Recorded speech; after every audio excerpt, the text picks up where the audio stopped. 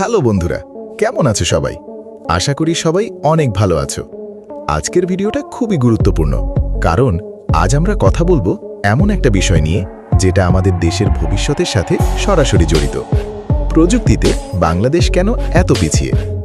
তোমরা কি কখনো ভেবে দেখেছো যেখানে বিশ্বের অনেক দেশ এআই, রোবোটিক্স, স্পেস টেকনোলজি নিয়ে কাজ করছে, সেখানে আমরা এখনো অনেক জায়গায় বেসিক সমস্যার মধ্যেই আটকে আছি কেন? চলো একে একে বিষয়টা বুঝি। প্রথম কারণ, শিক্ষা ব্যবস্থা।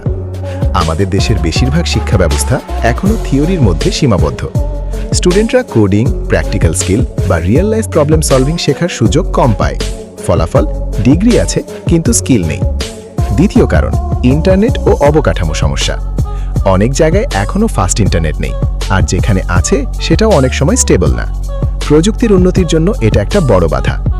তৃতীয় কারণ, গবেষণা ও ইনোভেশনের অভাব। আমাদের দেশে খুব কম মানুষ নতুন কিছু তৈরি করতে চায় বা সুযোগ পায়, কারণ ফান্ডিং কম, সাপোর্ট কম আর রিস্ক নেওয়ার পরিবেশও কম। চতুর্থ কারণ, মাইন্ডসেট। অনেকেই এখনো মনে করে চাকরি পেলেই জীবন সেট, কিন্তু স্টার্টআপ বা নতুন কিছু করার চিন্তা কম। তবে একটা কথা পরিষ্কার, বাংলাদেশ একদম পিছিয়ে নেই।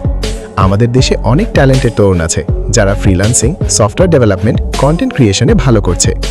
যদি আমরা শিক্ষা ব্যবস্থা আপডেট করি, স্কিল ডেভেলপমেন্টে ফোকাস দিই এবং নতুন কিছু করার সাহস রাখি, তাহলে ভবিষ্যতে বাংলাদেশও প্রযুক্তিতে অনেক এগিয়ে যেতে পারবে ইনশাআল্লাহ। Technology is best when it brings people together। তাই প্রযুক্তিকে ভয় না পেয়ে এটাকে নিজের শক্তি বানাও। ভিডিওটি ভালো লাগলে লাইক দাও, কমেন্ট করে মতামত জানাও, আর সাবস্ক্রাইব করতে ভুলবে না। বাংলাদেশ প্রযুক্তিতে কেন পিছিয়ে, এই ভিডিওতে আমরা আলোচনা করেছি শিক্ষা ব্যবস্থা, ইন্টারনেট সমস্যা, ইনোভেশনের অভাব এবং মাইন্ডসেট নিয়ে। পাশাপাশি ভবিষ্যতে এগিয়ে যাওয়ার উপায়ও তুলে ধরা হয়েছে।